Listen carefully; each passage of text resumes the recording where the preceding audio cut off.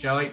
Yeah, speaking of COVID, I've noticed a lot of discussion on our Facebook page about, when people might be ready to start traveling again by plane, train, or cruise ship. Yeah, What should we be aware of if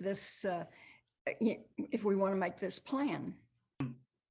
that's a harrowing question, even without COVID, right? So if you have pulmonary fibrosis, there's so many things to think about. It's that number one, I'm immunocompromised. Number two, it's hard for me to breathe. Everything takes extra effort.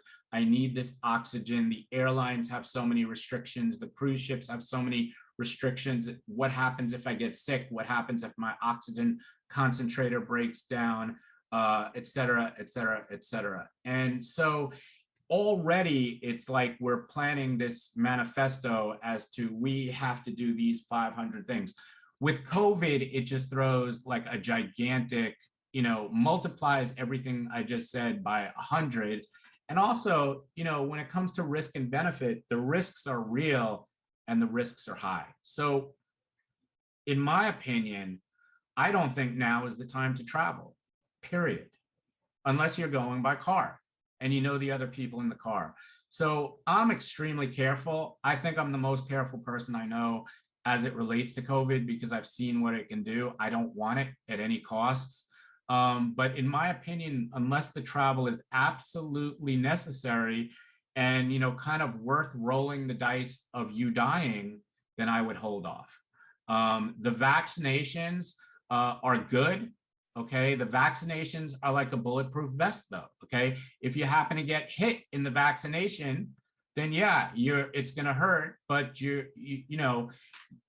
bullets can get through a vest. And even though you're vaccinated, I mean, trust me, you know how many people I know that are vaccinated that have COVID?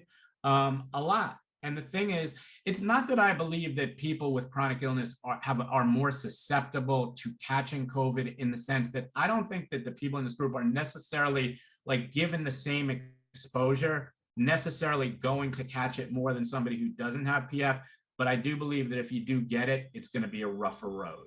So when we talk about long haulers, I don't consider the people who got sick, went to the ICU, went into respiratory distress or respiratory failure, they have a very long recovery, but they're a different group than what I consider to be the long haulers. The long haulers are mostly young, healthy women in their 20s to 40s, and not just young and healthy, but athletic, super fit, and even had mild cases of acute COVID.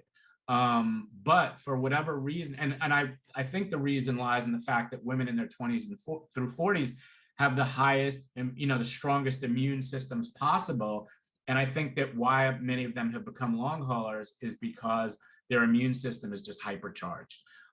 So that being said, I don't think you're at particularly greater risk of getting it, but I think if you get it, it could be very, very serious, especially when you're kind of on the edge. I don't know if any of you have read the book Tipping Point, but tipping point is kind of like that moment in time where something catches fire and it's off and running.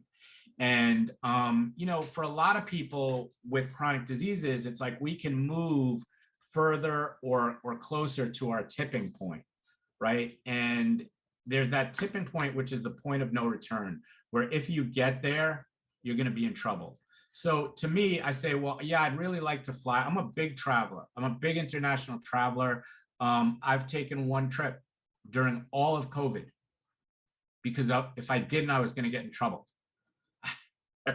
So read between the lines. There was a woman involved, but the thing is that to me, there's nothing worth the risk. Okay, COVID's not going to be here forever in the same way that it is now, but it happens to be in a particularly precarious position now because the wind is kicked up.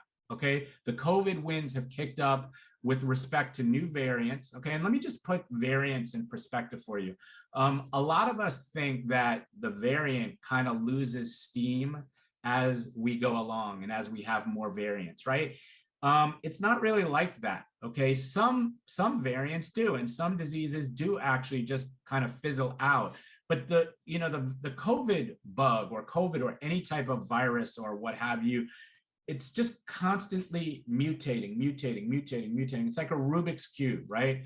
So it is very possible that COVID will become, something that's a part of our society on a lower level. But it's also possible that COVID may, it's like a safe cracker, right? So it's like the safe cracker is always trying to find a way in the safe, find a way in the safe, pick that lock, pick that lock.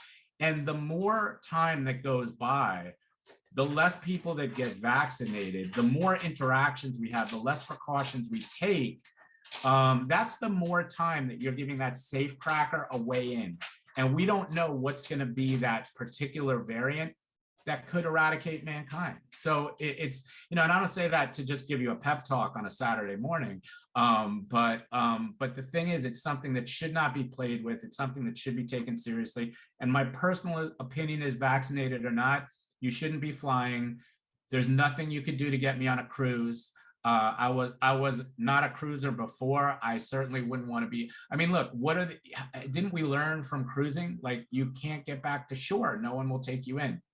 That's my long answer to I could have just said, don't travel. But I didn't think you'd take my word for that.